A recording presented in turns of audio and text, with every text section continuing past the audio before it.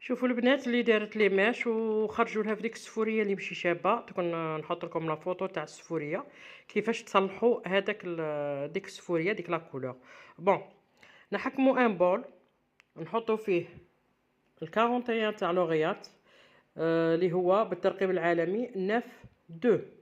فوالا، نحطو ما نحطوش كاع لابواط، نحطو غير النص. نحطو معاه اوكسيدون 10. فوالا، قيس الصبغه قيس الاكسيدون، ولازم الشعر يكون منفخ باسكو حنا صايقلعنا البوني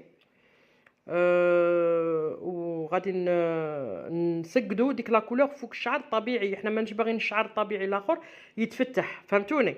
دونك حنا باغيين غير المديكابي تروح له هذيك السفوريه. دونك تخدموا بالاكسيدون 10، اوكسيدون 10، ويكون شعركم منفخ باش تاني ينقص من الفوليوم تاع الاكسيدون 10 يرده 6 ولا 5. فهمتوني البنات؟ باش ما تاثرش في لاغاسين، اي في الشعر الطبيعي اللي باقي ابار الشعر المديكابي. نخلط ونرجع لكم. فوالا البنات، اني خلطت الصبغه مع الاكسيدون، غادي نزيد لها لابري شامبوان شويه ماء ونرجع. فوالا البنات، درت البوسيب تاعي باش نخفف الاكسيدون ونخفف الصبغه باش ما يتبدليش اللون لاغاسين. فوالا فوالا البنات، هاي النتيجه تكاد لا تصدق. يعني من الاصفر، هذاك الاصفر المزعج لهاد لا كولور البيج، يعني روعه روعه روعه. هذا السحر ال 41 في لوغيات اللي هو 9 2 بالترقيم العالمي. البنات اي وحده خرجت لها لي ماش خرجوا لها في هاد ديك لا كولور تاع السفوريه، فيها السفوريه، راني نقول السفوريه ما قلتش البرتقاليه، السفوريه وحدها والبرتقالي وحده. ديكولوغاسيون تخرج في الطون 9 يعني سفوريه، درقوها بال 41 تاع لوغيات بصح. كيفاش ديروا باش لا باز تاعكم ما تروح لكمش للاورانج؟ دونك تستعملوا يكون الشعر اول قاعده يكون الشعر منفخ. ثاني قاعده الاكسيدون 10. ثالث قاعده تحطوا غير ربع من الصبغه تاع 41.